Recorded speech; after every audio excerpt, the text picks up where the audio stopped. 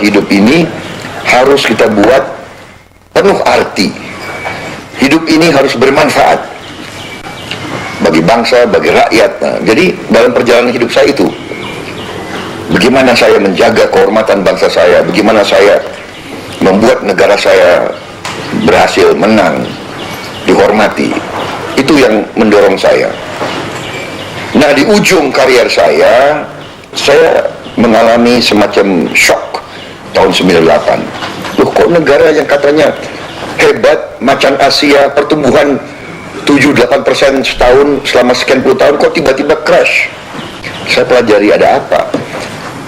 Kemudian saya lihat setelah sekian puluh tahun merdeka, kok Indonesia tidak tambah kaya. Kekayaan kita lihat mengalir ke luar negeri. Rakyat masih miskin. Kita tidak punya mobil buatan Indonesia. Kita tidak punya apa-apa buatan Indonesia. Semua kita beli dari luar negeri. Kita import makan, import jagung, import ikan, import garam. Wah, di mana ini? Di mana negara merdeka? Masa negaranya Gajah Mada, negaranya Diponegoro, negaranya Sultan Agung, negaranya Sudirman, kok harus import garam? Ya, di mana kehormatan bangsa kita? Kemudian bolak-balik kita itu hanya jadi dibilang negara miskin, negara lemah, sehingga sepertinya itu yang mendorong saya mengatakan, oh, akhirnya kita mau tidak mau kita harus terjun ke politik. Kita harus berada dalam kekuasaan untuk berbuat baik. Nah, itu saya kira itu yang mendorong saya, karena saya melihat dan saya agak kecewa dengan arah kehidupan bangsa kita. Ya, kalau saya lihat begini terus, Indonesia ini mungkin kalah bersaing. Kita kalah bersaing dengan banyak negara. Ya, kita jadi negara yang tidak punya kemampuan apa-apa. Gitu.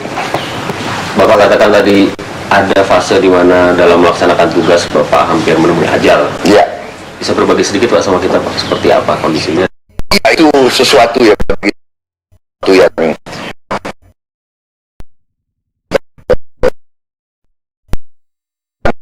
hidup saya. Akhirnya saya mengerti bahwa hidup itu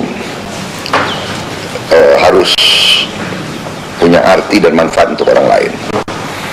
Jadi waktu itu saya ya biasa, saya kira banyak prajurit mengalami seperti itu, tapi bagi saya waktu itu saya ambil kesimpulan bahwa tidak mungkin saya selamat, karena pasukan sudah dikepung, peluru sudah hampir habis.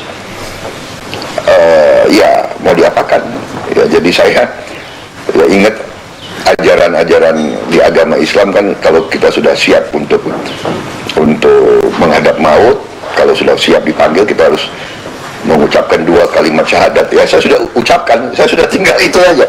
Dan Bapak sudah siap untuk? Sudah, waktu itu sudah. Jadi itu membuat saya akhirnya menerima, ya, pasrah. Hidup itu kita pasrah, kita berikhtiar, kita berjuang, tapi di ujungnya ya kita pasrah.